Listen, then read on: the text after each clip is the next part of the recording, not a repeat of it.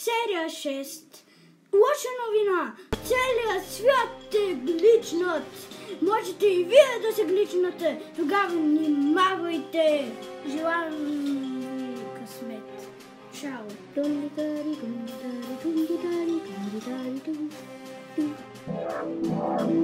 Имаме идея как можем да оправим глича! Отиваме зад него. Кое? Трябва ни лепило, сапун, гъба и кош за буклук. Не. Кош и вода. Не за да си чистим Кифланд или къщата ни, а за да оправим глича. Ало, хора, трябва да вземем лепило, сапун, гъба, кофа, вода. Значи ти трябва на лепило и после. Хайде бе, в колата! Хайде!